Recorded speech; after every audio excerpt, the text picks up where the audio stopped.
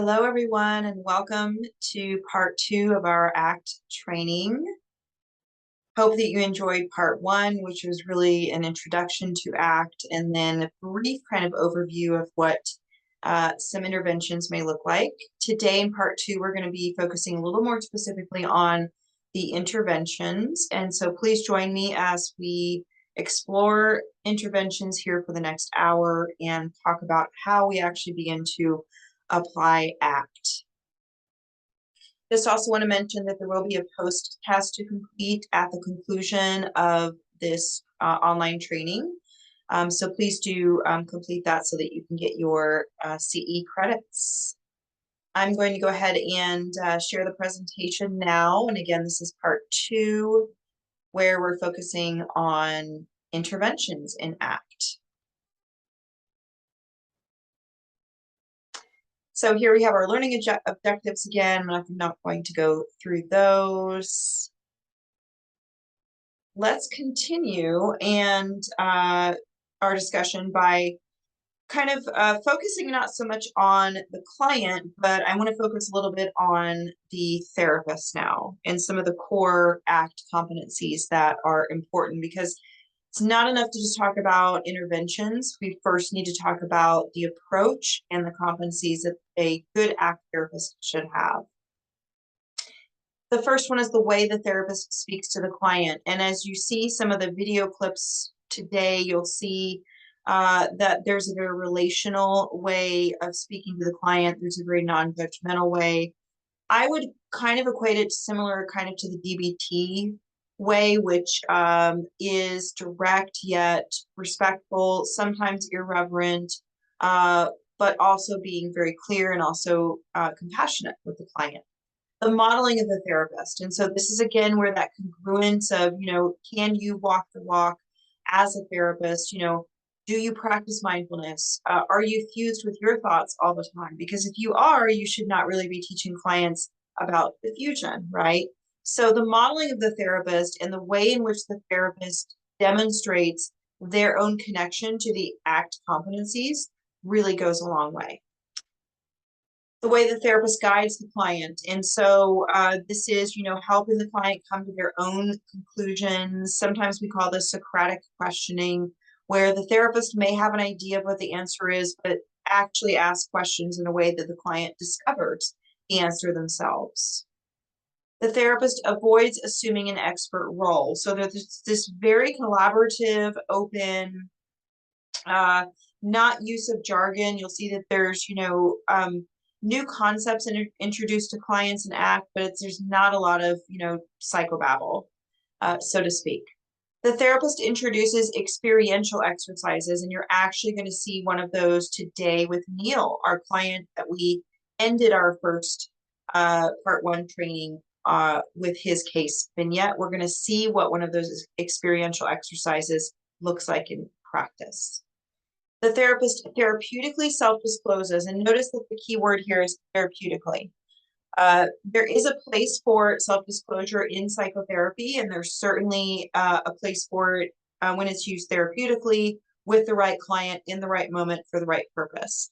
So in ACT, we often find that there can be some disclosure from the clinician that is of benefit, value, or leads to some insight within the client. The therapist demonstrates flexibility. So again, we can't be asking clients to be psychologically flexible if we are not ourselves flexible. Clients will be able to tell whether or not we're flexible people, right? So if we appear to be rigid in our style, our approach, our language, or anything, that's going to come across as inflexibility, and clients will not be open to letting go of their own inflexibility. The therapist tailors interventions, right? So again, there's this, that conceptualization, which we're going to pick up again and talking about, becomes very important so that the therapist can really begin to figure out what may best help Neil, for example, our client that we're working with in this training. The therapist uses the physical space. So you can see sometimes there is movement. There may also be the use of chairs, where kind of that comes from like Gestalt therapy a little bit. But there's the use of the physical space. There may be the use of an object in the room. And you're going to see that in the video clip we watched today, that there's a use of an everyday object. And then finally, one of the competencies of the ACT therapist is they have mindfulness of the ACT processes. And again, they feel connection to ACT themselves as individuals. And so that comes through in their authenticity when they're trying to use ACT to help clients. So core competencies of a therapist that is using ACT.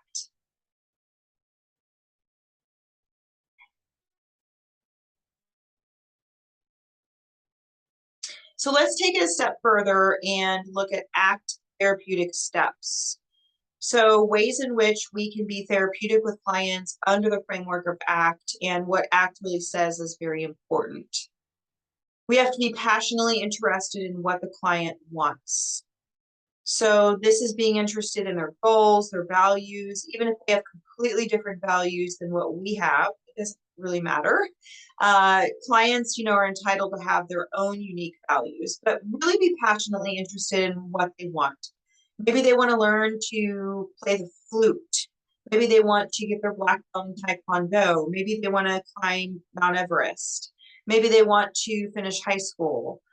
Maybe they want to reconcile with their brother. There's so many different things that our clients may want that we need to really try to untap and understand and accept. We need to also compassionately confront unworkable agendas and respect the client's experience. The client is the expert. I know you've all heard that before, but in ACT, we really believe that the client is the ultimate decider, the ultimate, they're in the driver's seat. Another analogy, we're in the passenger seat. They're driving the direction, the speed of the car, etc. Support the client in feeling and thinking what they directly feel and think already. So even though we want to encourage psychological flexibility, and we may already know that, the client's thought is very inflexible, we still want to support that is their thought, that their inflexible thought is the thought that they're having at the moment. We don't want to shame them for that. We don't want to pull them away from it. We want to support that whatever they're feeling and thinking is what they are feeling and thinking. We accept them as they are. We also therapeutically help the client move in a valued direction along with all of their history and automatic reactions. This is dialectics to its core. So dialectical behavior therapy, the D is dialectics, which means two opposing things can be true at the same time.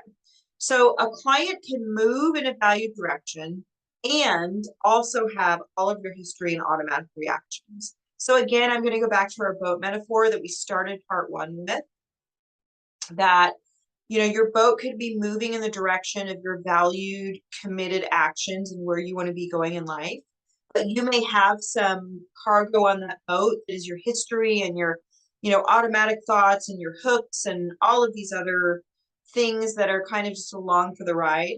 They're along for the ride, but they're not steering the ship, right? They're not in charge of the steering wheel. You are. They're just along for the ride, but you're going where you want and need to go. So this number 4 is a very important point, right? Because sometimes people think I have to give up everything, my trauma, my history, any of my identities that are not so unhealthy. I have to give all of it up. You don't really have to give all of it up, but it can't be in command of your ship. It can ride along on the ship as cargo, but it cannot be at the steering wheel or at the governor, right? As it's called, which is the steering wheel. We also therapeutically help clients detect traps, hooks, fusions, and strange loops. And you're going to see more elements of these here in this hour. We talked about hooks in the last hour and fusion, people that just magnetize to their thoughts and their thoughts become them and they become their thoughts, etc. We also therapeutically sometimes need to repeat it again, use different. If this metaphor didn't work, we try a different metaphor.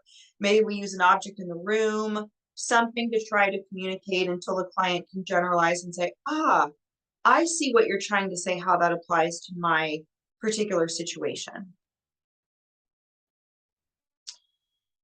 So we talked in the previous slide about competencies, and then on this slide we talked about therapeutically how we approach clients. Now let's return to Neil. If you remember Neil, he's 21, gay, Indian American college student, major depressive disorder. Struggles to fit in, has limited social interactions, and really fears rejection because he is gay. Has come out to his parents who are not supportive. Really want him to focus on school and work. And so this is causing him a lot of distress. And remember this experiential avoidance we talk about in ACT? Neil responds by avoiding situations where his sexual orientation may come up. And he also engages in substance use. So this is that experiential avoidance. So this is kind of our conceptualization of Neil. And in a minute here, we're going to look at one of the key exercises that was done with Neil, experiential exercises that really begin to transform the way in which he was looking at his life, similar to how Susan did in the videos that we watched in part 1.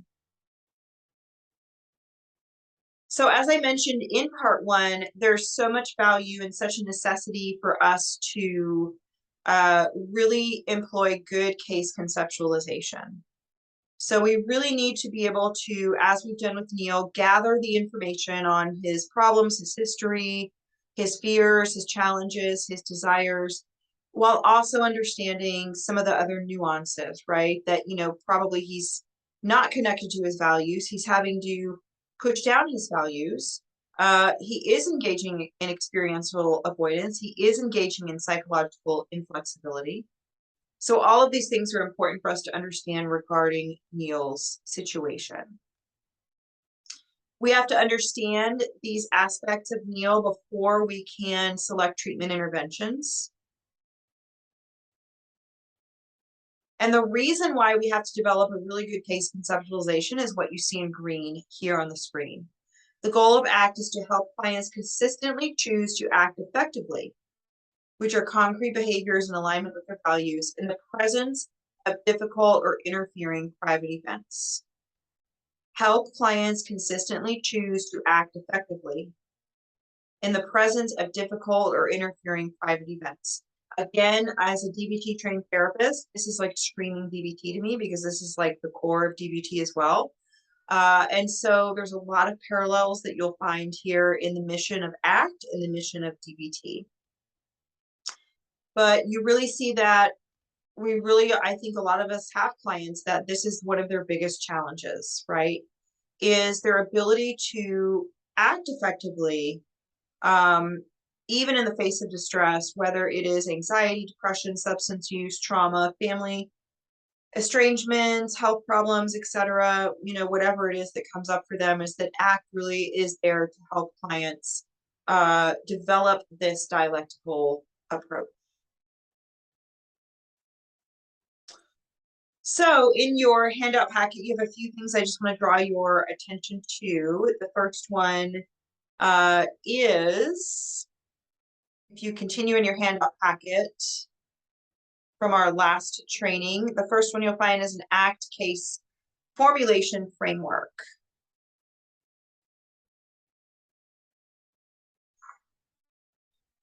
And this is about a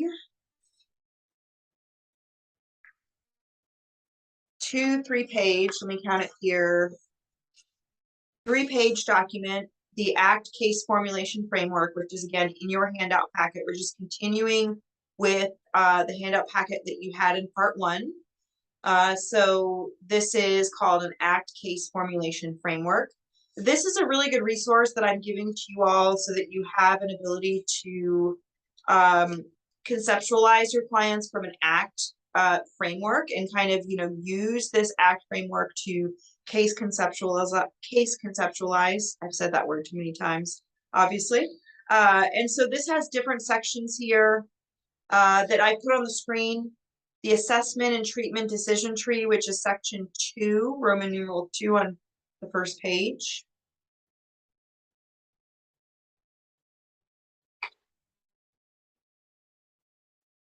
And that has sections A through F. And then the third section is building interventions into life change. So this is just really important information. Again, with Neil, our client that we've been focusing on in this case study, we have been, gathered a lot of this information from him in the context of our first meeting with him. But that resource that I just shared is a great way to understand where your clients are at. Another great resource, this is one of my top favorite ACT resources, is your next handout. If you are following along in your handout packet, this is Control of Thoughts and Feelings questionnaire. This is a one-page questionnaire. For each pair, the client will circle the one that most accurately fits how they feel. The answer they choose doesn't have to be absolutely 100% true all the time. Just pick the answer which seems most representative of your general attitude. So again, I would encourage you all therapists, right? Do this yourself first before you give it to a client, because see where you're at, see if you have some cognitive fusion going on, or what's your relationship with, thoughts and feelings, your own thoughts and feelings. This is going to be a very insightful exercise for you to do as a professional and as a person before you give it to clients. But this is a great starting point. Whenever I would use ACT with clients, this was one of the first things I did, usually in the first session.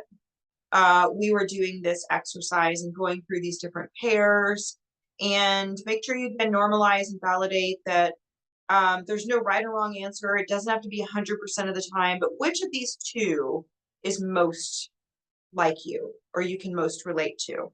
And then this will really tell us, as the therapist, a lot of information about this client in regards to their thinking patterns, in regards to the ways in which they are engaging in some of that cognitive fusion, psychological inflexibility, etc. So Control of Thoughts and Feelings questionnaire, one of my faves. So these are, again, some additional tools. You had some in part one. We talked about, and you had some in your earlier part of your handout packet around conceptualization. And then these are just some additional tools that I wanted to share, because I, again, want to emphasize how important this conceptualization is in the context of selecting interventions. Okay, so let's return to our case study with Neil.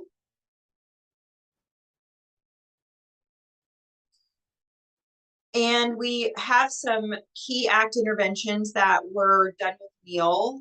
And these were things such as clarifying values. If you remember in part one, on the slide where I invited you all to engage in the exercise of selecting your top few values and then thinking of some behavior examples recently that align with your selected values. So with Neil, the therapist made sure to clarify his values with him. The other thing that was provided with to Neil in the form of psychoeducation was values-based action, and helping Neil understand that we are generally happier creatures, happier human beings, if our actions are aligned or somehow connected with, we're living within our values. Also, cognitive diffusion, that was also introduced to Neil as well, just to help him be able to develop, again, kind of like this thoughts and feelings questionnaire that we just looked at in your handout packet, to help Neil be able to develop more of distance from his thoughts and not be as glued or connected to some of the thoughts that he was having. We also want to help Neil, and the therapist helped Neil reduce experiential avoidance. So you remember in his vignette, he's avoiding situations in which his sexuality may come out at all. And so that's experiential avoidance, rather than being himself or seeking out situations in which he can be safe or, come out to safe people or groups. He is really engaging in experiential avoidance. And again, temporary relief for Neil, but then we have this like ongoing suffering, because there's the shame and there's the regret and there's the, I don't feel any better just because I have avoided all these people. I actually feel worse. So one of the things that was discovered with Neil was that he had lost sight of his values because he was so focused on the fact that his parents didn't accept him for being gay. So He was really identifying that that was the only thing, the only value in his life was whether or not his parents accepted that he was gay. And he was completely ignoring that he had these other things in his life that were especially important, right? So similar, if you remember to the second video that we looked at with Susan, one of the things that the ACT therapist did with Susan was had her imagine her 90th birthday party, right? And you kind of saw that it's like they showed the next image of Susan and she was 90 and like had her family around her and was celebrating. And it was like this, beautiful moment in time. And that helped propel Susan into this connection of, I want my life to be enjoyable. I want my life to be satisfying. And so I'm going to try to work towards that. So what the therapist did with Neil was something similar. And the exercise that Neil found particularly helpful and was really a big turning point for him in his therapy journey was the attending your own funeral exercise.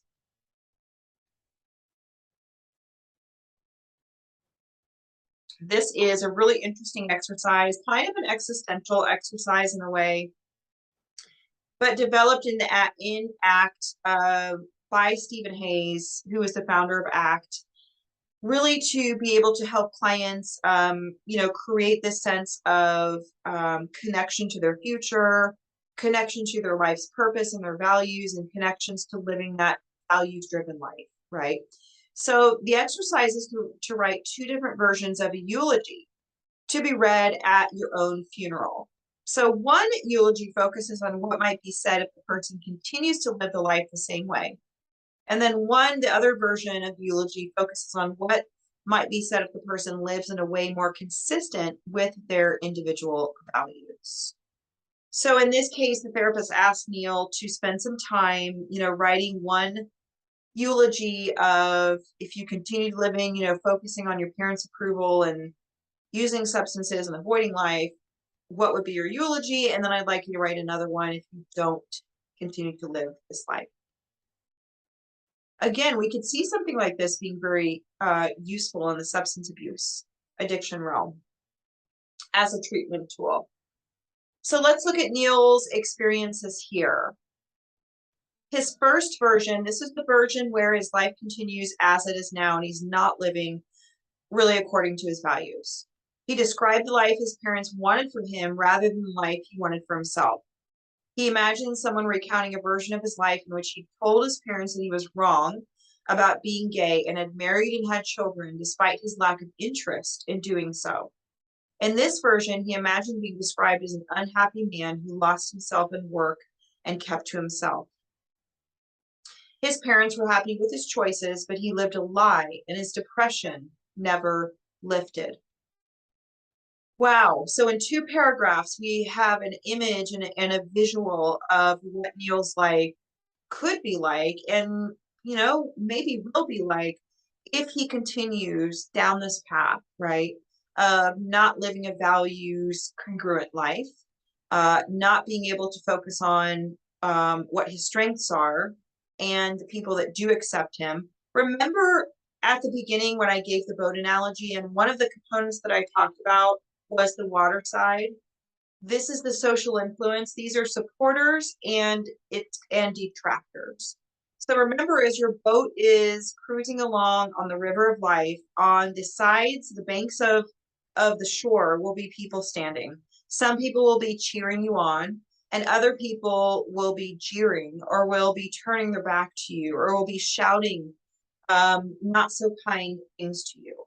So I think that, the boat analogy is so beautiful because it really speaks to all of the different parts of our life that become very important when we take this, introduce ACT to our clients. It really helps them look at things from a different perspective. Okay, so what about Neil's second version? What did his second version look like? This described the life Neil wanted for himself. He imagined someone recounting a version of his life that involved living in a big city and exploring his passions for art and entertainment. He was remembered for having a vibrant personality, being able to make people laugh, and having a long-lasting romantic relationship that endured the challenges of life. Now, which life sounds better? this is the question for Neil, right? This is not a question for us to answer. This is a question for Neil to answer and to reflect on as he examines and really becomes mindful of both of these versions. Which of these versions speaks to him, and which of these versions does he want to turn his boat in the direction of? So you may have some clients that benefit from planning your own funeral, writing your own eulogy exercise as a really profound way for them to see these two different points, right? Remember that choice point, that thermometer, you know, that is if you're over here, it's those hooks and those traps. And if you're over here, it's the hopes and the values and the future and all of the good things. So kind of like Neil's second version here. So what were some additional outcomes and interventions for Neil? So really interesting, when he considered these two versions of his eulogy, it really became apparent to him that he valued close relationships, personal growth, and leisure more than he valued education, career, and his relationship with his parents. He said that this might change over time. He wanted to take some time to develop his relationships with people, explore his interests in arts, and become more independent. So then the therapist did a more structured exercise that helped Neil clarify specifically what he valued in each of these different areas. So, and this kind of gives you a little bit of information here in these bullet points. He rated how important each value was to him and how much he's been living in alignment with each value. That's something that we do in ACT. We do some scaling, which comes from like solution focused. If you're familiar with solution focused approaches, use a lot of scaling there as well. By examining the differences between these ratings for each domain, Neil could see how much his life needed to change in each area to be in line with what really mattered to him. Then they identified goals that he might pursue relevant to each value, along with actions, barriers, and then some strategies to overcome those barriers. So I would say that Neil was really very, I think, helped and supported with these ACT interventions, probably more so than if he had been, well, he had been through CBT, and that had helped, but really it had not helped enough.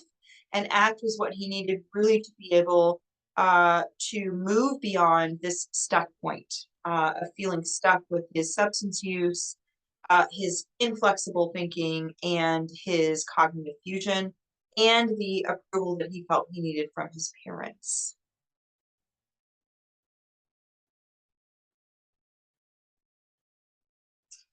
Okay, one thing I want to share with you is the ACT matrix. This is also one of my favorite things, a great tool for you to just utilize with clients, drawing like a plus sign here with these 4 different quadrants.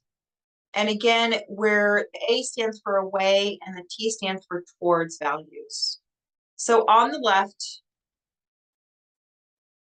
bottom left-hand corner, what inner stuff, thoughts, feelings, and memories show up that get in the way, right?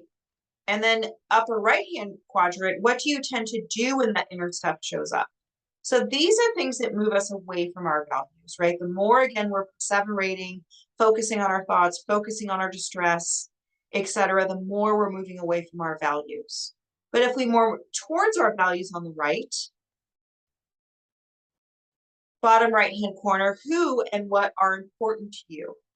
Upper right-hand quadrant, what can you actually do to move you towards what matters? And with those 4 quadrants being covered, I would like to show you a video clip called How Mindfulness Empowers Us.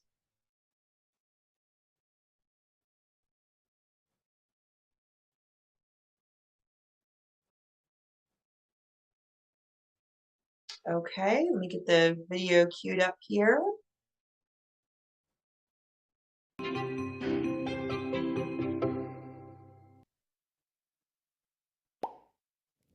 There's a story, usually attributed to the Native American tradition, which illuminates different ways of paying attention. An elder, talking to a child, says, "I have two wolves fighting in my heart. One wolf is fearful, vengeful, envious, resentful, and deceitful. The other wolf is compassionate, loving, generous, truthful, and peaceful." The child asks, "Which wolf will win the fight?" The elder responds, "The one I feed."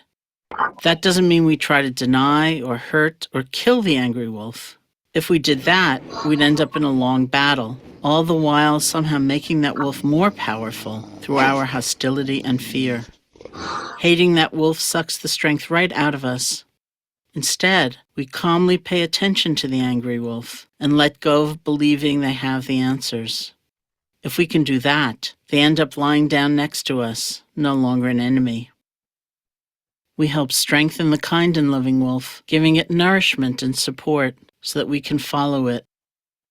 That peaceful wolf can become our steady companion and show us the way through all kinds of different life experiences.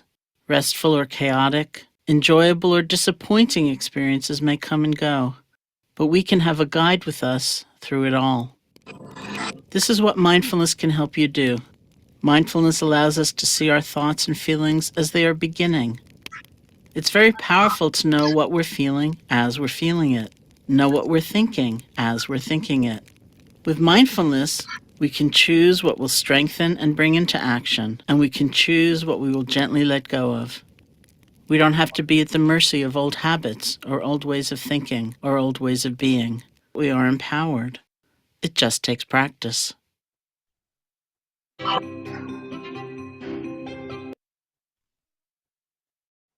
Okay, so that is one of my favorite videos to really emphasize the importance of these two wolves, right? Recognizing these two wolves within us, recognizing that sometimes we will have feelings of sadness or fear or anger, but that doesn't mean that we have to fight with that wolf or that we have to give all of our energies to that wolf, right? That wolf can take its place, right? That wolf is still part of us, but it's the one wolf that we feed, which is the one that wins and the one that becomes bigger and stronger, right? So I just really love that video and I really recommend it as a great video to show to clients. I know I've had clients that have really enjoyed it. I love using videos. I know when I started out 2+ decades ago, as a therapist, as a baby social worker therapist, YouTube was like very basic, and so we did not nearly have the plethora of therapeutic videos that we have now. And so sometimes I think we overrate talking in a session and we underrate using other mediums such as videos, or as ACT uses, actual tools. Pick up an object in your office and use that as a metaphor. So we really need to think outside of the box. We really need to be presenting clients with the exercise like the one you see on the screen that helps them identify along with the video, what do you do when that inner stuff shows up? How can you move towards what matters versus away from what matters? And what is the benefit of when you move towards what matters? What changes in your life?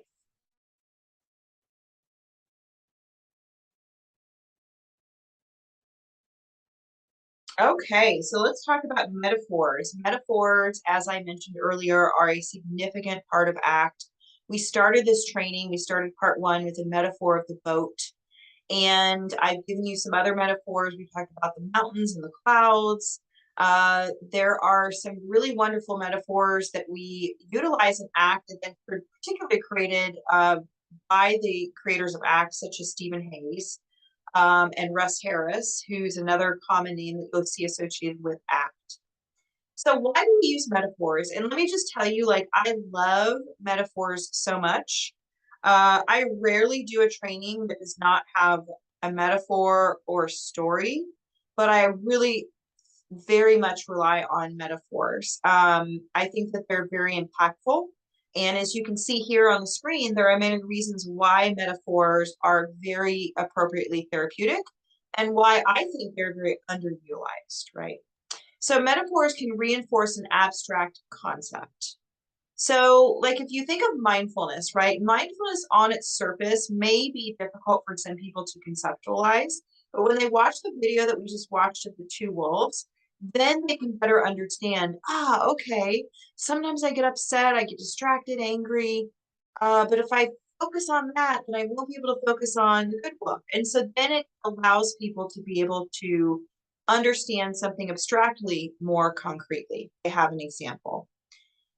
It also helps with recall. So if you were to ask somebody later on, what is mindfulness? If you've just given them a definition versus shown them the two wolves video, a lot more times people that have been shown the video are going to say, oh, I know what it is. It's these two wolves inside of me. Versus the person that was just given the text definition is going to say, I don't know, like being here or something like that, right? Also, it can reduce the pressure of too much eye contact. So, like if you work with kids or teenagers, that they don't want you staring at them the whole time, which is understandable. This is just a great way to add some personality into your work with them.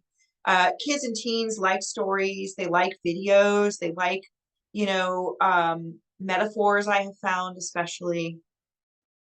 Metaphors create choice. As you saw in the video, we have choice on which wolf we feed. Can create opportunities for behavior change. The video actually showed the person physically getting up and following the blue wolf, right? The red wolf was trailing in the distance, but the person physically got up and followed the blue wolf.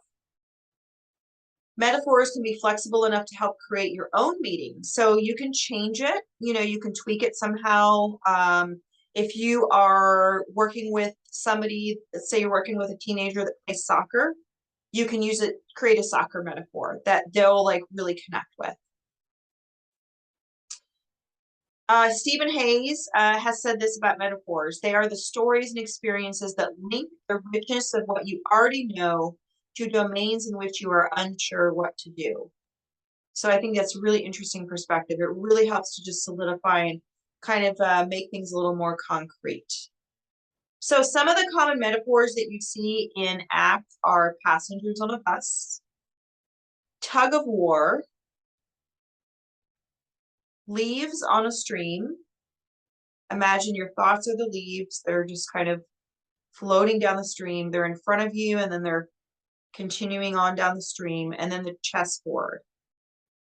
There's lots of other ones too. These just a few of them, but so many different metaphors here. I'm curious as you all look at this image called Passengers on the Bus, how you interpret this image.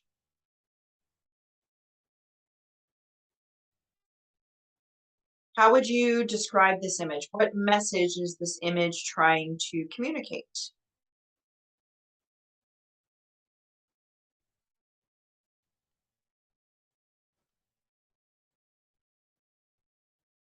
So you're probably all really good at studying body language, right? And studying expressions. And you can see that the woman who's driving the bus looks distressed. She looks sad, right? She's not even focusing on the road. She's actually looking down. And she's got these passengers on her bus, right? They look pretty kind of unruly. One is saying, nobody likes you. One is kind of looking very menacing and pointing at her. A couple of them are just kind of like, right? But what does this image say? What is this image trying to communicate, right? If you'd like to know what this image is communicating, I suggest that you watch this video, Passengers on a Bus. And you'll really get a sense of what this metaphor means around the bus representing us as our being, and that there are passengers that get on and off of our bus every single day. Some passengers are nice and friendly and warm, and we look forward to them. Other passengers, some of these, such as these individuals here we have, they're not as welcomed, and we see them getting on the bus and we think, oh no, not again, right? So the whole point of passengers on a bus is we can't prevent these passengers from getting on, right? We can't lock the bus door. They're going to get on. So what are we going to do? Are we going to be focusing so much on them, on so much on the distress that they're creating us that we lose focus of what's ahead and we don't get to our destination of where we're going? Or are we going to say, you know what? I know you all. Come on the bus, have a seat, say whatever you want to say. It's just noise. I'm here. I am driving. I've got my plan and I'm looking straight ahead down the road, and you all are not going to deter me from getting to where I want to go, right? So passengers on the bus, again, another great analogy, another great metaphor for ACT and for the philosophy of ACT. So cute video here, animated video if you want to check that out.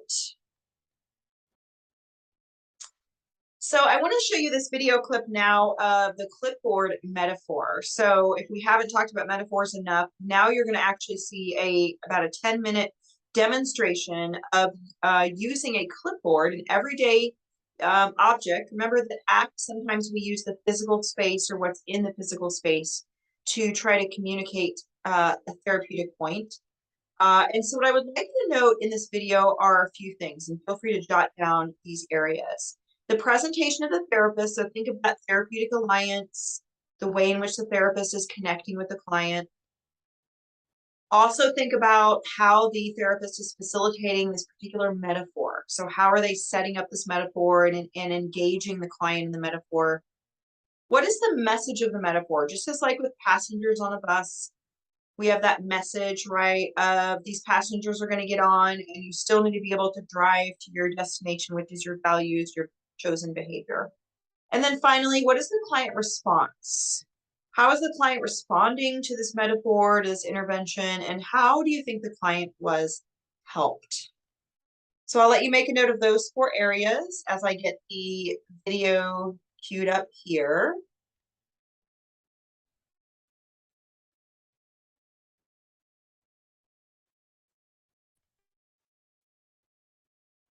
Okay, here we go. And I will turn on the closed caption.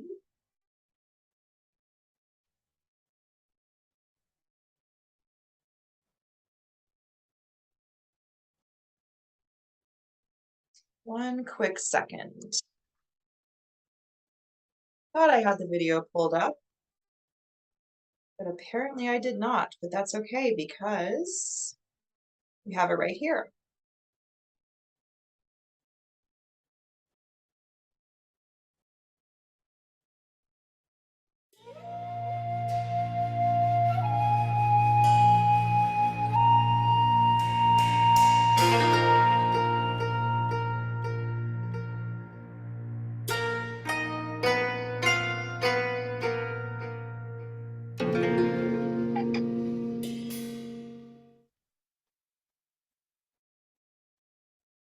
So, John, good to see you today. So, how's the week been for you?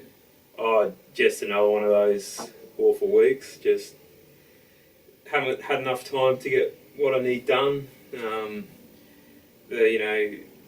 Baby's still having issues with sleep, which is affecting our sleep, which has knocked me around, and yeah, feel like I'm actually not meeting any of the demands I need to. So, I feel like I'm failing again, I suppose.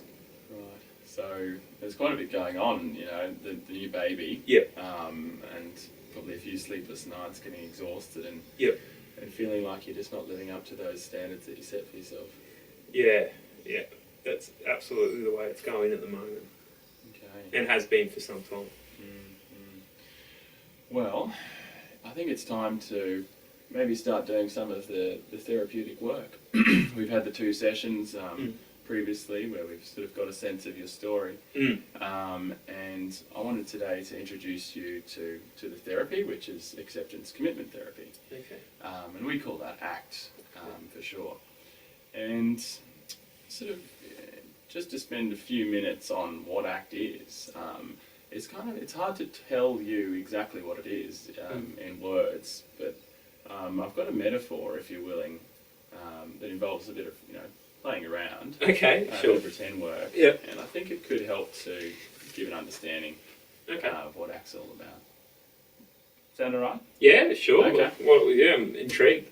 So let's just pretend for a moment that this book here is all So the real ugly stuff that we've been talking about in the previous two sessions, the real painful sort of critical thoughts that you've had about yourself, feeling like a failure, some of those difficult memories that you spoke about, the previous experiences you've had that are quite sort of traumatic, and also just some of the urges and the anxieties that come up for you from day to day.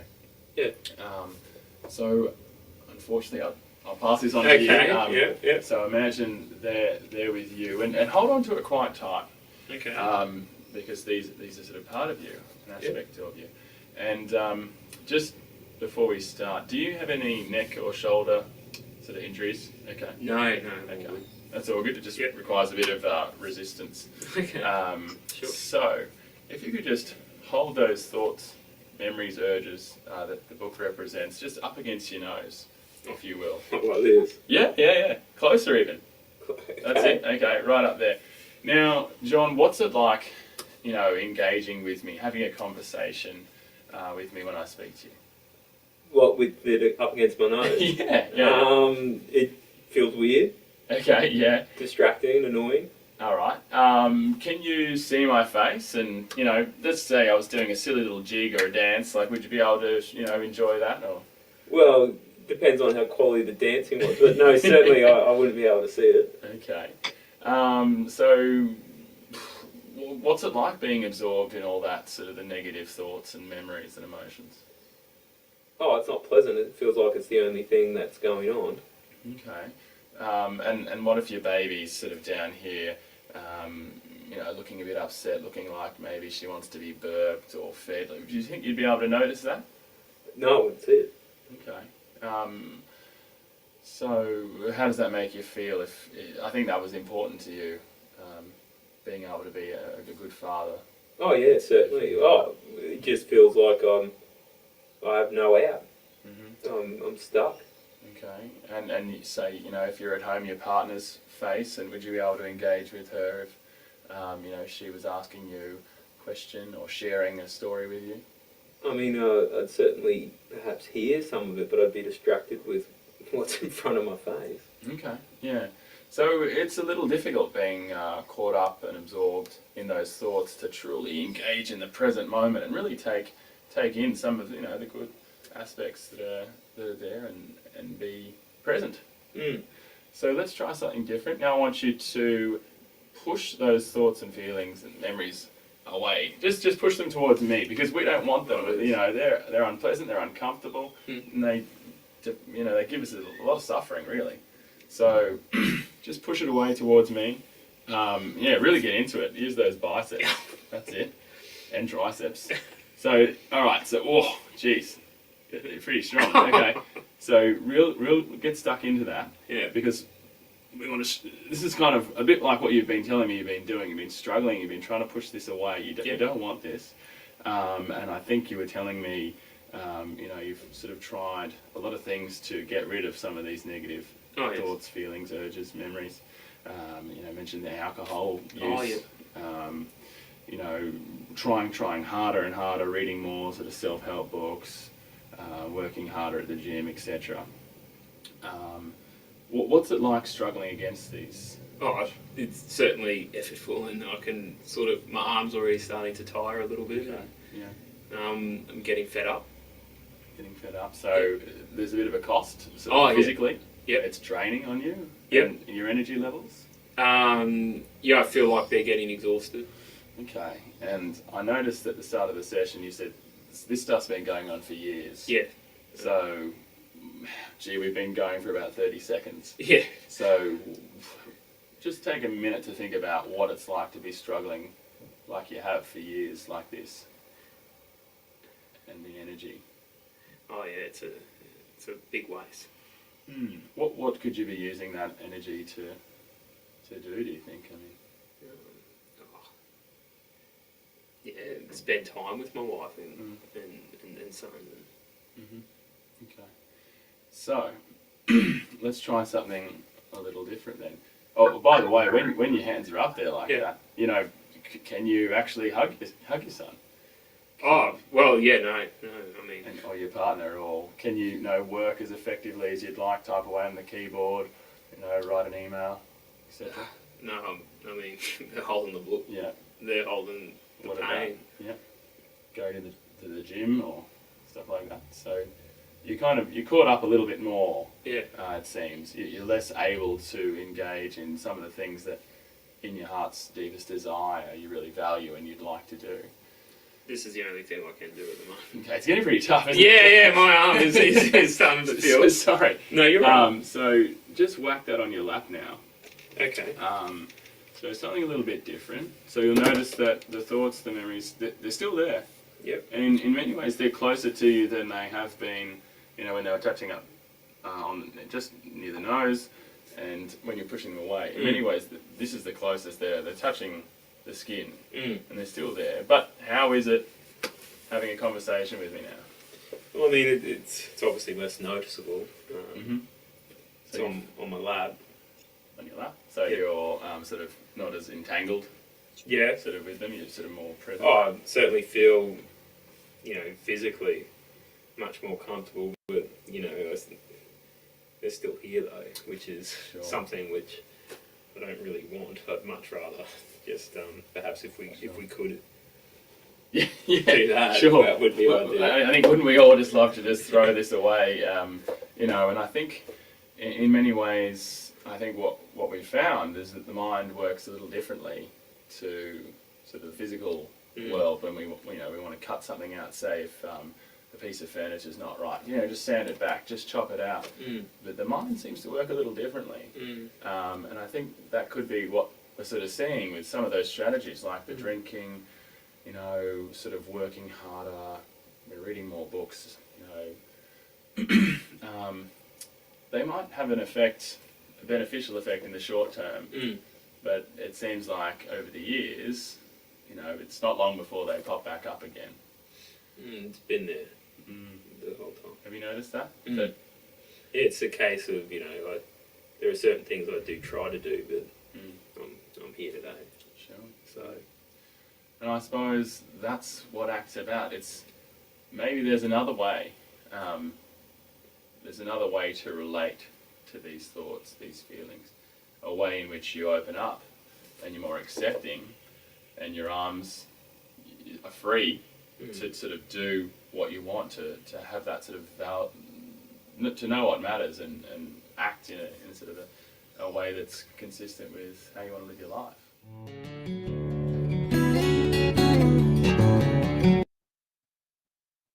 Okay, so that presented you with a little bit of a demonstration on a big metaphor in ACT, which is the clipboard metaphor, and the value that you see there of going through that metaphor with a client and helping them to really have that experience in the session of, having just this as their focus and how much it cuts them off from the rest of their world. And then you saw the client's reaction that he did not just want a clipboard, which now just was not a clipboard anymore, right? Now this clipboard has really become symbolic of all of his angst and, unpleasant thoughts. He didn't want it on his lap. He wanted it away from him, right? So we already see that diffusion. He wants more of that diffusion, which is wonderful, right? Is that he wants more separation from those thoughts. Now, as the therapist said, we can't throw all those thoughts just out the window, but we can kind of put them in their place, so to speak. So this is just a good, I think, video example, and there are many video examples. I'm going to talk about that on the resources page, but this is just a good video example to start with because it orients the client to act. It's a visual exercise that a lot of people appreciate, and they're very intrigued about approaching therapy this way, right? This is a little interesting when you actually have a client hold something up in front of their face and do an experiment. They're kind of not expecting that, and it creates a little bit of interest maybe in seeing where this takes them. So that's one good video demonstration that I wanted to make sure that we were able to include here in the training. Other thing I want to talk about in our last kind of minutes here is I actually found an ACT perspective on COVID-19, which I think is very timely that we just touch on that, because a lot of us will be working with clients that have, COVID-19 after effects, whether it's physical, mental health challenges, and, maybe there's a way to support these individuals from an ACT perspective. So I wanted to leave you with this information. Before I do that, before we look at that slide, I want to talk about Dr. Kristen Neff and just mention her website, selfcompassion.org. Self-compassion is really giving ourselves the same kindness and care we give to a good friend. Go to her website, go to selfcompassion.org, and you will find so many wonderful resources. She has audio clips you can download and listen to for free, worksheets, really wonderful. I just love the work that she's done around self-compassion. And here we have some reflection questions on the left here that I think, especially around kind of COVID, kind of the ACT philosophy we've been talking about, really I think could be good for you to consider integrating into your work with clients, especially those that have been impacted by COVID. But really making sure that, having our clients look at how they're treating themselves with kindness and that compassion. Are they open to difficult thoughts and feelings, right? And are they trying to not just experientially avoid all of those, right? Are they focusing on what they do have in control, etc.? When it comes to COVID, this comes from Mindful Act. Chiara Rossi or Toller in 2020 created this, and this basically kind of answers the question, how do I live during COVID-19? Or we could say after COVID-19, hopefully, right? When the struggle switch is on, remember the struggle switch being on is when you're fighting with your thoughts and feelings. You want to stop being anxious and depressed so much that you just focus on trying not to be anxious and depressed so much, and you lose sight of everything else. The struggle switch is having the clipboard right in front of your face. So when the struggle switch is on, people worry about things they can't control. They criticize and mistreat themselves and others. Their acts are guided by anxiety, anger, or frustration. However, if we move to open awareness, we can acknowledge our own suffering and others. We can notice what shows up in our mind, what we feel in our body. We can understand what's important and how to take care of things, even if we have limitations around doing so. We can focus on things and people that are important. How would the person I want to be act? Ooh, how would the person I want to be act? And then finally, committed action. Remember, committed action is values-based living, choosing behaviors. I choose to treat me and others with kindness. I choose willingness to experience thoughts and emotions. I choose to spend my time and energy on people and activities important to me. I choose how I want to live today according to my values. I try to act like the person I want to be. I would actually go further and say I act like the person I want to be. As Yoda says in Star Wars, do or do not, there is no try, right? Okay, so have you noticed the theme of mindfulness, right? As I mentioned, this is at the core of ACT, as it is in DBT as well. Mindfulness is really the foundation for everything that we've talked about in this training. And that brings us to your last remaining handouts that I wanted to share with you. The first one is the observation point, which is the circle that has all of these different lines coming out of it. And this is just, again, a great exercise worksheet to work with clients on in session or give them to use as homework. What they're seeing, hearing, and touching. Can they express gratitude towards themselves? Why would that be important? How strongly was I pulled in that moment? What did I do in that moment? What are these thoughts and feelings trying to tell me? What thoughts and feelings showed up? How are they manifested in the body? So lots of different ways in which for people to get in touch with all of these different aspects of themselves from that mindfulness perspective. Your next handout is mindfulness and daily practice. Stop, breathe, reflect, and choose. Stop, breathe, reflect, and choose. Your next handout is affirmations for living in freedom.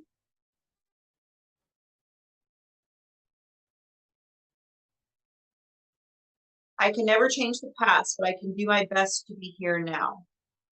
The only reality is the present moment. The past and the future exist only in my mind. I take care of and give love to my one body. Listening with my whole attention in order to understand rather than to respond is the best gift I can give to anyone. And then finally, the Tree of Life exercise was originally created for professionals working with children affected by HIV and AIDS in Southern Africa. It allows children and youth to share their lives through drawing their own tree of life, which allows them to speak about their lives in ways that makes them stronger without re-traumatizing them. The Tree of Life focuses on strengthening the child and youth's relationship with their own history, culture, and significant people and places. This can also certainly be done with adults, but it's a very narrative and visual exercise that pulls in a lot of everything we've talked about in these trainings here in the last few hours. Values, skills, dreams, wishes, legacies, gifts, all of these things that I think are really central to ACT and everything that we've been focusing on in these trainings. Finally, I would like to leave you with one of my favorite poems by Rumi, who was an Iranian philosopher hundreds and hundreds of years ago. This is the guest house. This being human is a guest house. Every morning, a new arrival, a joy, a depression, a meanness, some momentary awareness comes.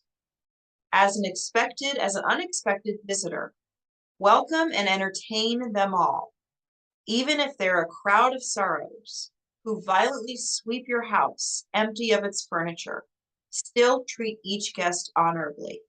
He may be clearing you out for some new delight. The dark thought, the shame, the malice, meet them at the door laughing, because each has been sent as a guide from beyond. So I'll let you internalize the guest house and what it means for you in relation to everything we've talked about regarding ACT. Hope that you have found this training to be informative, to be insightful. I hope that you are inspired to do some of your own work around some of these ACT principles, and then also bring some of this work into the wonderful ways in which you are helping and making a difference with your clients. So I'd like to thank you all so much for being here. Don't forget to complete the post-test for your CEUs. Here are a bunch of resources for further learning. If you would like audios, videos, worksheets, more case studies, so many great ACT workbooks here as well. Feel free to check any of these out. Again, my name is Diane Bigler, licensed clinical social worker, and hope to see you again for a future training. Thank you so much for joining us for this recorded training. Bye-bye.